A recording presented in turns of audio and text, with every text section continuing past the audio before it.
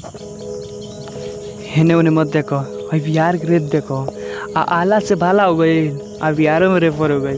Refer संकेत उम्र 20 साल के रहनी नदानो रहे वो फोनो फेसबुक पे यार रहे, चैटिंग शुरुआत रहे, पहले दिन यार बोल, दूसरे दिन प्यार बोल, प्यार की शुरुआत बोल, धीरे धीरे बात बोल, आगे मुलाकात बोल, घर के पीछे काम बोल। बात को रात में चेटिंग के भोरे नींद हमके लागे ना, दुनिया दीवाना लोग, बुढ़वा जवान लोग, अखियां प्यार लोग, दहिया भी चैन रहे, प्यार के उगन रहे, दुश्मन भी यार लगे, लड़की बवाल लगे, प्यार में तो पागल नहीं हंसा दिन भर रहनी, खुशी के माहौल है। फोन कैलस बंदे टन दे कुछ बन बाती से पटलस, हमके पटलस, घर में बोलौलस, खिड़की बंद कैलस, बेड पे सुतौलस, बाबा के बोलौलस, देहिया का पे लागल बड़ी पिटवा होलस। ई कौन प्यार रे पुल्हा के बोलौलस, टांग के पिटवलस, भाव तो पकड़ के कान धरलस, पीछे कर मैलस। किरिया में खाता ने मिले को वो ना भाई तोर मरले बा, हरदी बांग छपाता, अभी ले भमाता, अभी ले दुखाता। काहे सन कइले दिलवा के कुछ के पचौनी फेकौले, उतना तो बसिर से न होला।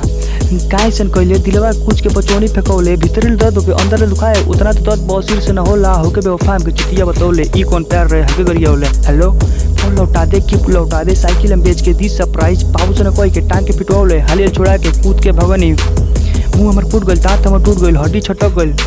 केहू पूछुए ना, केहू उठुए ना, खूबे चिल्लाते नहीं, कुकुर भौंके लागल, कुकुर भौंके लागल। तू कोई नहीं, बड़ी पोलौनी, बड़ी समझौनी, कुकुर के भगौनी, सांसे में सांस चल, जाने में जान नहीं, यारवा के देखनी, देखत देखत रहनी, अखिया उलट गइल, मुँह पलट गइल, देहिया सटक गइल, हॉस्पिटल में गइनी, इलाज करनी, डॉक्टर कहत रहे प्यार के रोग यही न होला, यही न होला।